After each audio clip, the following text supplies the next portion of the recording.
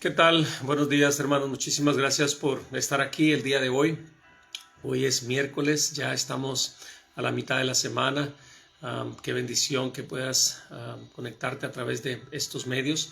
Quiero pedirte de favor que si puedes compartir este video para que pueda otra persona recibir esta palabra que Dios tiene para nosotros. Estamos en Mateo capítulo 28, cuando Jesús le da a los discípulos instrucciones de ir y hacer discípulos por todas las naciones, y existen varias verdades espirituales que es esencial que nosotros como cristianos, como siervos de Dios, como discípulos de Cristo, podamos aprender qué es lo que se refería a Jesús en este pasaje. Amén. Entonces te voy a invitar a que me acompañes. Estoy en Mateo capítulo 28 y voy a leer únicamente el versículo 19. Dice así: Por tanto, id y hacer discípulos a todas las naciones, bautizándolos en el nombre del Padre, y del Hijo, y del Espíritu Santo.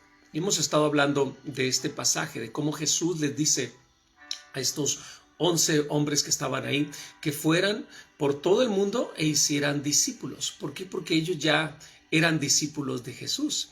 Entonces, ellos, una vez que Jesús asciende al cielo, ellos tomaron esta responsabilidad de ir a compartir. Así como ellos aprendieron directamente de Jesús, ellos miraron lo que predicaba, escuchaban lo que predicaba, miraban los milagros, los prodigios, las sanidades, las liberaciones, y aprendieron todas esas enseñanzas. Ellos también a su vez tuvieron personas que eran discípulos de ellos y les trataron de dar todo lo que Jesús les enseñó. Amén.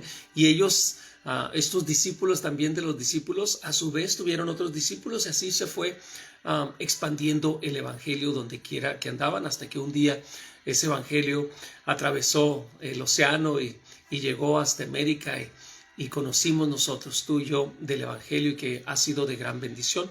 Pero también esta palabra es para nosotros, no únicamente para esos 11 discípulos. Entonces, para poder ser discípulos, o lo que nosotros vamos a ir a ser discípulos, debemos de convertirnos en discípulos de Jesús. Y hemos estado hablando precisamente de este tema. ¿Cuáles son algunas de las características de un discípulo? Y miramos, en primer lugar, que un discípulo es obediente. No podemos ser discípulos de Jesús si queremos hacer lo que se nos antoja. Entonces no estamos siguiendo sus enseñanzas, no estamos siguiendo sus pisadas, no estamos haciendo lo que Él hacía. Entonces, en primer lugar, yo me tengo que convertir en una persona obediente. Dios habla y yo obedezco, sin renegar, sin poner condiciones o obedecer a medias. No, lo que Él me dice, yo debo de obedecer. Y número 2, estábamos hablando del compromiso. Para poder ser discípulos de Jesús tenemos que estar comprometidos con Él. Debemos de ser fieles, y independientemente de cómo nos sintamos, en algunas ocasiones nos sentimos tristes, nos sentimos, no sé, quizás deprimidos, o quizás no con mucho ánimo, pero si hicimos un compromiso ante Dios, tenemos que cumplirlo. Y el día de hoy quiero hablar del tema de la tercera característica de un discípulo, que dice que debemos de amar. Si somos discípulos de Jesús, o para convertirnos en discípulos de Jesús, debemos de amar. ¿Ok? El amor es el común denominador de Dios. Es más, una de sus esencias o de sus atributos es que Él es amor. Amén. Y así como Él es amor, si yo quiero ser discípulo, tengo que amar. ¿Ok? En primer lugar, tengo que amarlo a Él con todo mi corazón, con toda mi mente, con todas mis fuerzas, y con todo mi mente, mi corazón, mis fuerzas, y todo mi ser debe de amar a Dios. Pero también hay otro mandamiento. Dice que debemos de amar a nuestro prójimo como a nosotros mismos. Entonces, fíjate, dice que en estos dos mandamientos se basa toda la ley y los profetas. O sea, de todo el Antiguo Testamento, desde Génesis hasta, ¿qué viene siendo? Hasta Malaquías, dice que toda esa ley y los profetas se reduce. O sea, si pudiéramos hacer un extracto de lo que significa todo el Antiguo Testamento, es estos dos mandamientos. Amarás al Señor tu Dios y amarás a tu prójimo como a ti mismo. ¿Ok? Entonces, es importante que nosotros debamos de amar. Todo lo que nosotros hacemos debemos de hacerlo en amor. ¿Te imaginas un mundo sin amor? ¿Cómo sería? Quizás un mundo lleno de tristeza, de dolor, de egoísmo, pleitos, guerras, devastaciones, muy sombrío, muy triste. Se acabaría el gozo, se acabaría el propósito de la vida. O sea, todo lo que nosotros hacemos lo hacemos por amor. Además, cuando nacemos en amor. Además, cuando nuestros padres nos cuidan, es porque nos aman. Si nos alimentan, es porque nos aman. Si están al pendiente de nosotros, no hagas esto. Si nos corrigen, es por amor.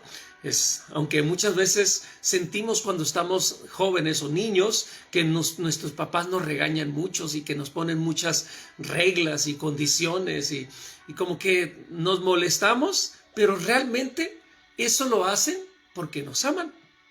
Porque si no nos amaran, pues nos dejaran hacer lo que fuéramos, no nos cuidaran, no nos dieran amor, no nos dieran cariño, no nos dieran alimento, no nos dieran nada, o sea, fueran indiferentes hacia nosotros, entonces no hay amor. Entonces el amor es algo indispensable, ¿no? Más nosotros nacemos en amor. Cuando te casas y empiezas a formar un hogar, es por amor. Y tienes hijos, es por amor. Además dicen, hice el amor y tuve a un bebé. O sea, fíjense, todo en el mundo debemos de hacerlo en amor.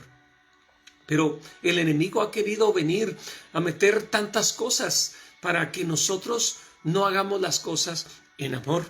Pero debemos de amar. Es parte de nuestra responsabilidad. Fíjate, hay una cita que quiero leer. Está en Juan capítulo 13, versículo 35. Dice así: en esto, Jesús hablándole a los discípulos, en esto conocerán que son mis discípulos, si tuvieres amor los unos a los otros. Fíjate, se ha confundido el ser cristiano. Hay veces que nos dicen, tienes que vestirte de esta forma o de esta forma. Y es más, inclusive en el mundo la gente ya los conoce. O sea, miras a una persona que va vestida de cierta manera, quizás, no sé, un estereotipo, ¿no? Quizás las mujeres con falda larga, los hombres con camisa larga y con corbata y con pantalón de vestir y con una Biblia bajo el brazo. Y dices, mira, ahí va el aleluya, ahí va el cristianito o la hermanita. O sea, y lo miramos un aspecto físico. Pero eso no es lo que nos ordenó Jesús. O sea, sí debemos de vestirnos con cordura, con prudencia, con decoro, así dice la Biblia, pero eso no nos debe de como que determinar, o la gente no nos debe de reconocer por nuestra vestimenta. Fíjate lo que dice la palabra de Dios. En esto conocerán que son mis discípulos. O sea, Jesús lo que estaba diciendo es, como la gente se va a dar cuenta que ustedes son discípulos míos, no es por su vestimenta, sino que tuvieres amor los unos a los otros.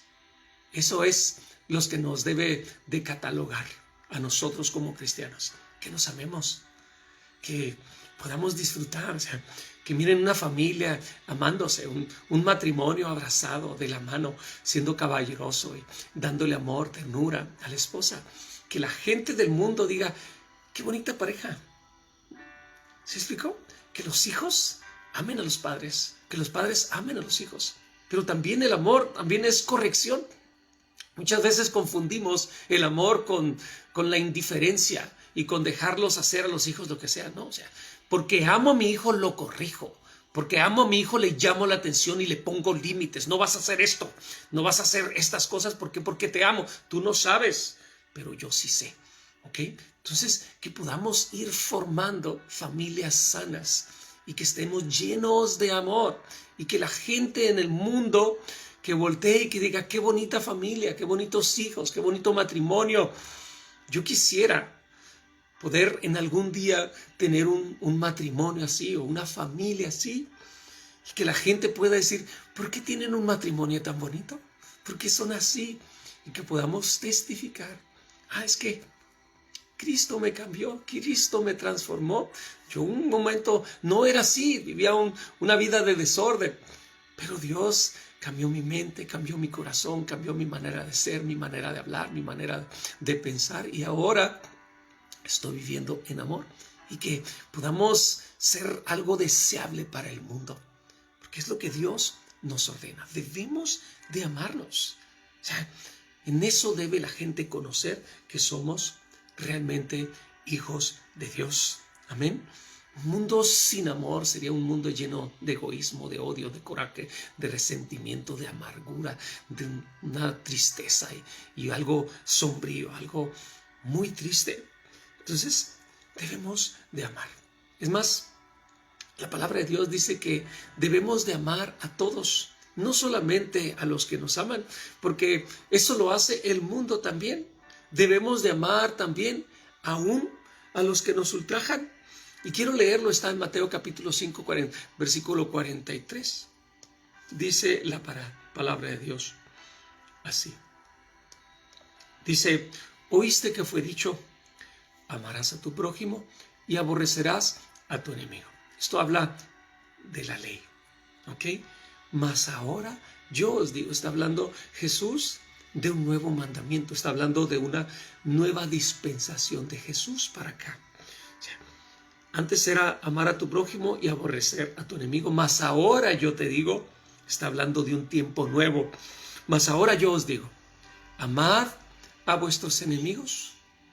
Dice, bendecid a los que os maldicen, haced bien a los que te aborrecen y orad por los que los ultrajan y os persiguen, para que seáis hijos de vuestro Padre que está en los cielos, que hace que el sol salga sobre buenos y malos, y manda su lluvia sobre justos e injustos. Fíjate, qué fácil es amar a las personas que te aman. O sea, no nos cuesta nada, ningún trabajo. Si viene una persona y te da amor y te abraza y te dice, te quiero mucho, la verdad, no te cuesta nada de trabajo. Pero realmente para poder ser hijos de Dios, debemos de amar a los que nos cuesta trabajo amar. ¿Ok? Fíjate, dice, amad a vuestros enemigos. Y es difícil, claro que sí.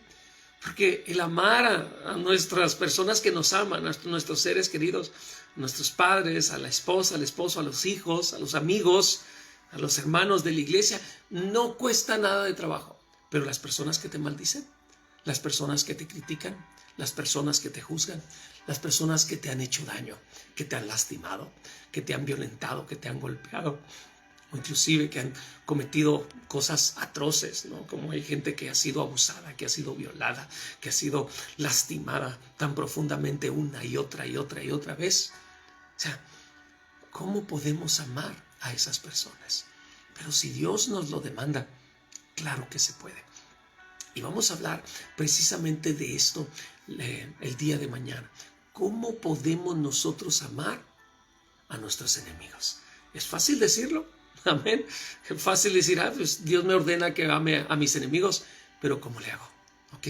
¿Cuáles son las estrategias o las herramientas que Dios me ha dado para poder lograrlo? Porque Dios, un Dios bueno, un Dios misericordioso, me está pidiendo algo que es posible. O sea, no nos está pidiendo algo imposible porque sería un Dios injusto, pero Él nos dio las herramientas y las estrategias para poder lograrlo.